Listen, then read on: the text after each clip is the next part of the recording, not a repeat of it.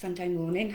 Mine would have probably been less stressful if I hadn't watched BBC Laura Clark. Fishi Rishi was on there though, and got to know what the enemy's saying. And I just, like I said, I never used to think about the economy at all. It's something that we were told that just needed protected, and it was this, well, I guess I thought about it the way they want us to, right? That it's like a science, it's like gravity, something that can't be changed, it's fixed, and that's just the way it is. So carry on letting us exploit you. But it's not. After I got disabled and heard about that, I started reading and listening to other people. And Gary Stevenson, please just give him a listen. £700 billion they created during COVID, and it's not our government, our country's money. It's not like a housewife's bank account in any way, shape or form. And I've just made a couple of little notes. I'm a bit fuzzy, but there's some things I think we need to consider, because we get a short thinking story when you listen to the news and the MPs and stuff. So the economic theory we follow at the moment, I think we can. A lot of it is down to Milton Friedman, a guy. He worked with the Chicago Boys, I think they call themselves, and even he said that the thing to watch out for was monopolies. That we had to be vigilant and not allow power, money, too many resources to just go to one person or one group. And that is exactly what has happened in 2008 when they caused all that just by being such greedy, selfish boys. There's some good films. You don't have to read it. The Big Short and some others, you can watch it in Hollywood form. It's no less sickening for it. But what they did then was there had been 8 super banks, and they downsized to 5 and just said that they were too big to fail, and it's just nonsense. And when we hear Rishi just talking shite, and it's just shite about these interest rates, his policies, he's creating the problem. And then the conversations in general are just, to me, are like, that's only half the story. Why are we stopping short? So we hear all the time about minimum wages. Why do we not consider a maximum wage? You know, that is something that we had. We did have caps on, and I think it's perfectly reasonable to say the boss of a company should not earn excessively more than the people doing the work to make the boss the money. Why do we never talk about that? We talk about we must build more affordable housing. Well, when they put up these projects, I've been keeping an eye on Milton Keynes, there's some horrible stuff happening here. When they build them, the maximum of the entire build that's ever affordable housing is about 25%.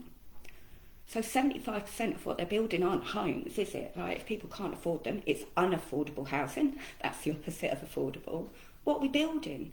We're building passive wealth. We're not building homes. We're not helping people. It's just, build more homes, but we never talk about all the empty second homes and more, right? It's just madness, isn't it? You know, and I think a lot of it is because we don't think about the economy, and they're not completely honest when they're talking, and they're certainly not being honest about how they view people in the world, right? They think that if there has to be, they believe there has to be inequality or nobody will work, and that's bullshit, isn't it? The pandemic proved that to us, did it not? That the real work and that needs doing, we'll call people like Rishi have an entrepreneurial spirit, to be kind. And to be fair, you know, we really have to not hate the played, hate the game. But so if he's the entrepreneurial spirit, what's the opposite of that? Well, it would be the vocational spirit, wouldn't it? Nurses, teachers. And the thinking that they tell us is that, well, they get a lot out of doing their job. They're not motivated by material things and money, so therefore they need a lesser share of the resources. I mean, it's bonkers, isn't it? And they'll tell you, you've got to pay these bankers big money, all these rich people, they need bigger wages, or they'll do one and get lost. Well, they can't put football stadiums in their suitcase, they can't put all the houses that they've brought up into their pockets and fuck off with them. All they can do is threaten us with zeros on databases, and they cheat with them anyway, don't they? So, you know, back in 2008, Iceland locked up their greedy bankers. We've made one of them PM.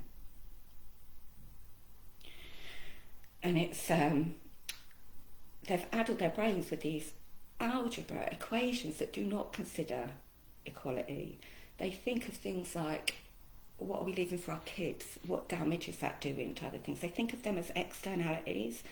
And what we get is, so water is becoming threatened, it's scarce, you know, that's a scary thing. That is something none of us can live without, right? Clean drinking water. Their solution to dealing with acknowledging that it's becoming a scarce commodity is to put it on the fucking stock market, right? What does that mean for ordinary people? It means that we are expendable to them. Just really makes me so angry, because we have to accept that we know power corrupts, and yet our economic theory, our democracy doesn't seek to mitigate our basic human instincts. We're rewarding them. And that has really, really got to stop. And I know it's boring to think about stuff like this, and it is scary to think about these things that without, like with the swear words, you know, we're good people. The vast majority is, we just want to get along, right, have a laugh, look after our families, be all right. We don't think about these things, and they're abusing it. And yeah, they use the word exploit like it's a good thing. To me, that's a shocking way to look at the world. And I feel at the moment we're all trying to leave addictions and abusive relationships behind. We are being abused by our government and this stupid economic theory, a theory that refuses to accept reality, and it doesn't have to be that way. You know, GDP is the only mark we have. It doesn't account for loads of necessary work that is done by predominantly women all around the world. It's just not recognised. Our happiness, thriving, isn't considered. They just want to grow, and that is what cancer does. That's the, you know, cancer just grows for the sake of growing. We need mums. I need all the mums I know to please do a little bit of watching a Gary and Kate Raworth, and then just talking to each other about it. We have got to come together and stop this nonsense, because even my dad, who's always been hugely supportive, worked for BT as an engineer, one of the first to employ female engineers, but even he'll say to me, Tracy, the money men are never going to let you have what you want, and all I want is to have less inequality. It's way too extreme at the moment. I'm not saying we can't have a bit of it, but we can't have this total piss taking.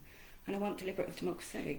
I want our MPs to be facilitators and, you know, work at getting us all together to talk and sort through these problems for our children. It's just as complicated and as simple as that, and it all starts with being a bit brave, and just, if you think something doesn't make sense, don't tell yourself you're daft. Have a little look, talk to people. We're being abused by greedy Egypts, and Fishi Rishi needs an army of mums to sort them out.